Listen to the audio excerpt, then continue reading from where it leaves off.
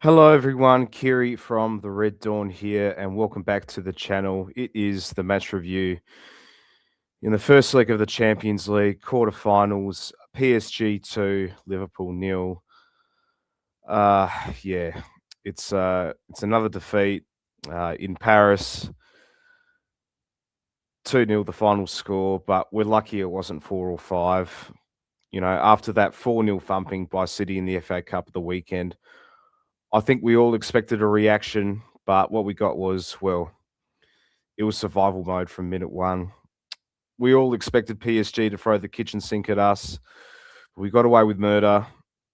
If it wasn't for Georgie Babadashvili, we'd be talking about a 5 or 6-0 cricket score.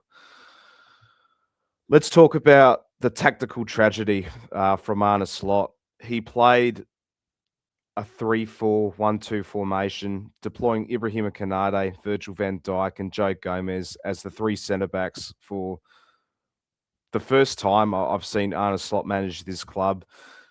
He's never done it before, you know, playing a back five, parking the bus. And for some reason, he thought it'd be a good idea to do it in the Champions League knockout game. You know, this is a guy that said he's not Jose Mourinho, and his football philosophy is heavily inspired by Pep Guardiola's Barcelona. Mate, what are you smoking? Because what I saw last night or yesterday morning was nowhere near that. We basically told PSG, here, have the ball, have the midfield, do what you want to do with us. And they did. They absolutely tore us to shreds. Look at this. Look at this. This is slot ball, ladies and gentlemen. 74% ball possession to Liverpool's 26. You know, it was painful to watch. We tried this weird man-to-man press from a back five, and PSG just laughed at us. Every time Canade stepped out to cover the wing, there was a gaping hole behind him. Every time Virgil tried to organise a high line, Kredaship, I can't even pronounce his name right. You all know who I'm talking about. But the other guy, Dembele, they were just ghosting past us. Like their fullbacks, Hakimi and Mendes, they pushed so high that our wingbacks were basically playing as extra defenders. We were pinned in our own box for 90 minutes. We had 0 shots on target. Zero. 0 shots on target. That is just uncharacteristic of Liverpool Football Club. We didn't even do that in that first leg against Barcelona in the Champions League. And this is a quarter final, for God's sakes. We didn't even test their keeper once. PSG's movement were fluid. Ours was rigid. They played with a plan and we played with fear. And Slot said we were in survival mode. But you don't survive against world-class players by sitting back and inviting them to dinner. You survive by fighting back, and we didn't even throw a punch.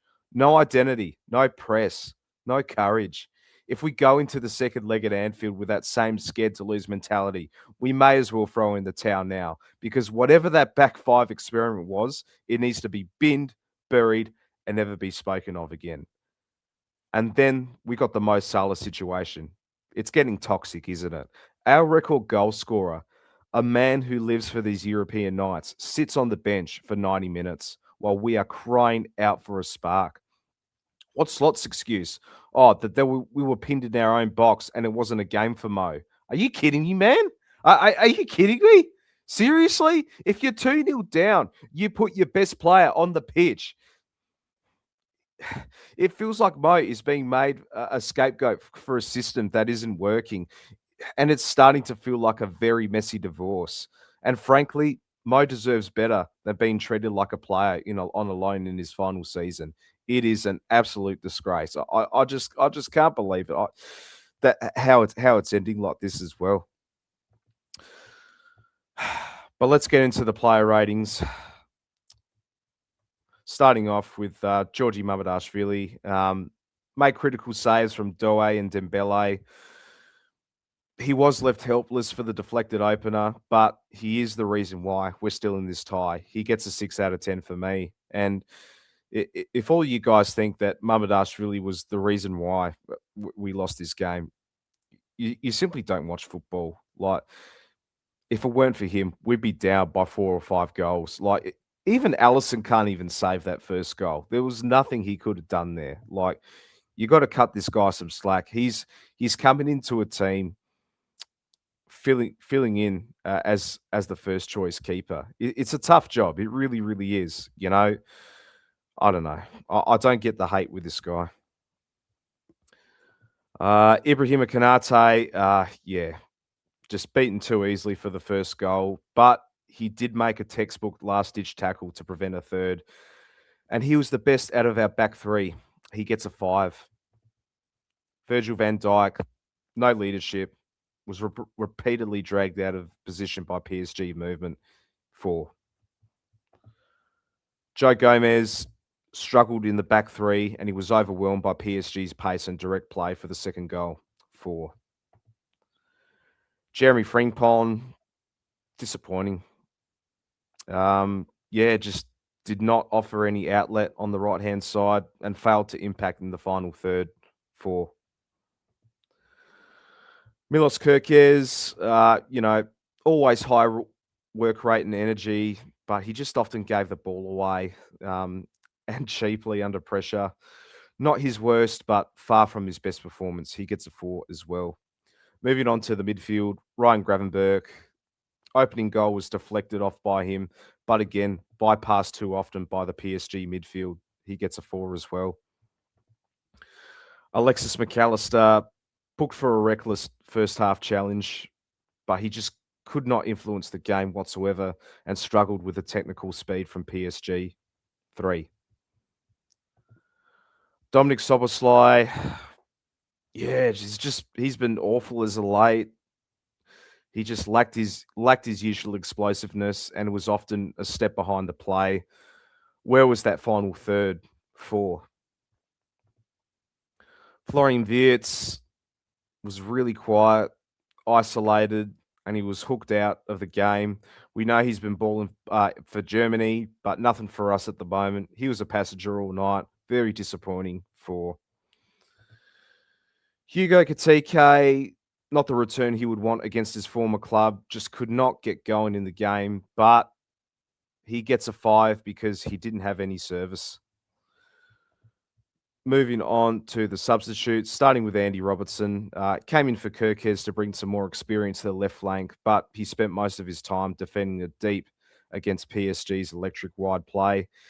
He gets a 5, and while I am recording this video, he is set to leave the club at the end of the season. What a career. 9 amazing years in the red shirt.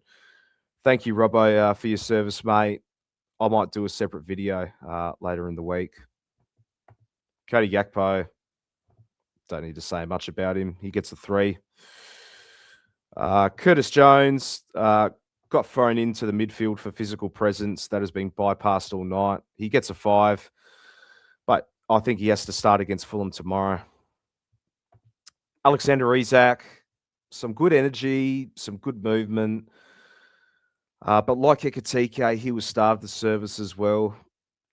I didn't expect him to change the game whatsoever. I think it's just getting the mileage in his legs. But gee whiz, didn't he look sharp when he was on? He gets a 5 for me, but hopefully we get to see the best of him really, really soon. Trey Naoni, he came on a bit late. Hard to judge when the game was all said and done. It was all said and done by the second goal. But right, that's it from me. A night of tactical messes, a snubbed king, and a mountain to climb. While 2-0 is a nightmare, but we have been in the dark before and we have found the light. Slot has 6 days to fix it. I want to see that 4-2-2 diamond back. I want to see Mo Salah back on that wing. And I want to see Alexander Isak. I want to see him leading the line and reminding the world why we brought him to this club. We need that ground to shake. We've seen Barca, we've seen Milan, we've seen Dortmund, and now it's time to add PSG to that list. We are Liverpool. We don't do survival mode. We do miracles. Gee, I sound delusional at the moment, don't I? But what about you? What's your thoughts on this one? Drop a comment below. Give me your score predictions for the second leg. Is the comeback on? Hit that like button, subscribe to the channel if you're new. And as always, through the highs and lows, up the Reds. Stay tuned for the Fulham match preview.